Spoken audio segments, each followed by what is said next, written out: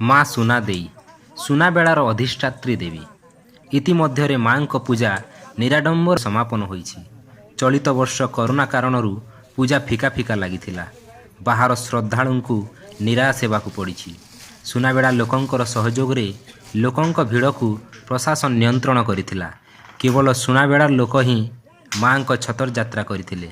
ସୁନାବେଳା ସ୍ଥିତ ଆସ୍ଥାନରୁ ବାହାରି ଲିମଡିହିରେ ଛତର ପହଞ୍ଚିଥିଲା।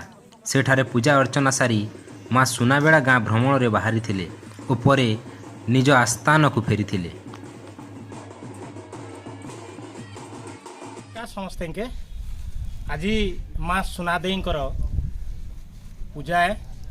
आ ये सुनादेई पूजा के पश्चिम ओडिशा केवल नहीं से छत्तीसगढ़ सारार लोक माने हजार हजार 30,000 40,000 50,000 संख्यार आयसन।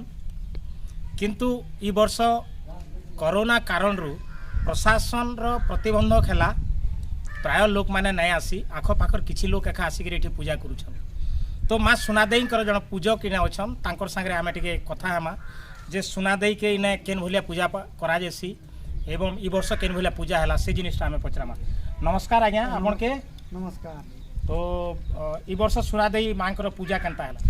पूजाटा हैला या जे नामर आमे सुनबा के पड़ला जे हमर कोरोना वायरस लागी तबे आमे सुनलो जे प्रत्येक मंदिर के ताला दे है से आओ भक्त भक्त पूजा करूछन बल्कि शासन प्रशासन कथा आमे भी कलेक्टर मैडम पाके जाइलु एसपी सार पाके भी जाइलु से थाना भी जाइलु किंतु थाना वाला समस्ते कर गोटे नियम कहले ठीक अच्छे। तापर आम समस्ते इन अंचल बुढ़ा मैंने देखो आमर इतिहास के केन भलिया बचे पार्मु तो जदि आम छत्र जात्रा तो बंद बोलिक कहून किंतु आम तो छत्र जात्रा बंद कले आम गोटे पूजा लोक गहली नहीं आसला चली जीव किंतु आमर इतिहास के जदि नहीं बचाले आम छत्र जात्रा यदि बाहर नहीं कले आम भक्त भक्त नहीं असुविधा है बोलिक आम एकजुट होकर 15 दिन अमावास्या दिन आम मंदिर थी आम दीप जलाई करी आज पूर्णिमा 7 बजा 7:30 बजा भीतर माँ के पूजा मूर्ति कलु मूर्ति करी करी आमर इन्हें आमर से बारुंडा बाहर कलु बारुंडा तापर आमर गली रास्ता होकर आमर लिंग घोटा के जाकर इन्हें पूजा पाठ कर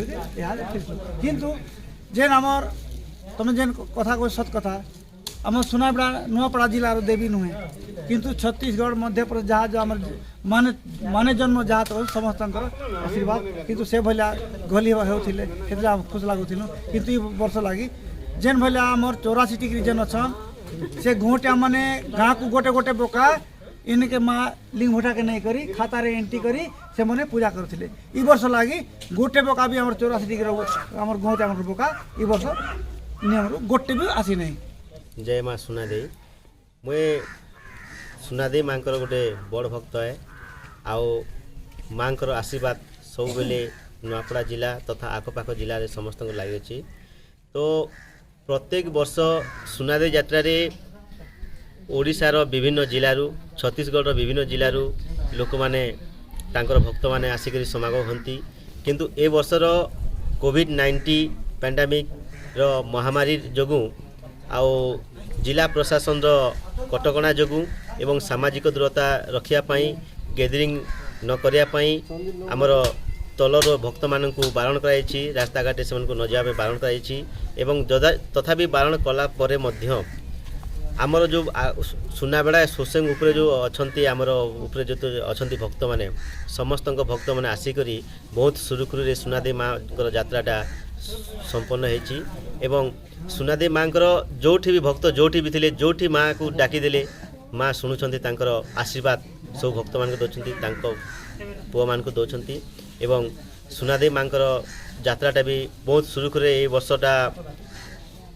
पालन हो गला सोशल डिस्टेंस मेंटेन करी एवं कोविड-19 जहाँ नियम अच्छी सब पालन करी नियम को पालन करी सुनादेई यात्राटा संपन्न हो वर्ष पूरा एकदम छीना छीना लगुचे बिल्कुल मन भल नहीं लगबार जेनता गह गह हेसी सेटा नहीं लगबार जेन सरकार जेन कटकणा लगी बोलिक लोक आसी नहीं पारी आ जेन माने निहाती भाव में माँ आशीर्वाद नेबार थिला आसबार थिला से माने आगरू 2 दिन 3 दिन 4 दिन आगरू आसिक ताकर जणानी जनई माँ के जाइछन किंतु परंपरा सब जेन हिसाब रे पूजा अर्चना सब करा जाइछि तार सब करा जाइछि किंतु जेन माने अनेक भक्त काके जर आनुचे कार पिला छुआ नहीं होचे कार आउ काना असुविधा होचे से माने आज दिन के जगी थिसन मार आशीर्वाद टिके पैमु बोल करी से माने आसी नहीं पार के बहुत दुख समस्या करिछन आउ इटाके आउ टिके भल भाव करा जाई पारथिता टिके सुरक्षित भाव रे सरकार जदि चाहिथि ता केंद्रगिरी सामाजिक दूरता मेंटेन करी लोक आसिक मार दर्शन करी पारथिते ता लगी योजना करवार थिला बाहरु बंद कर देबाटा मोर हिसाब रे ठीक नहीं हैला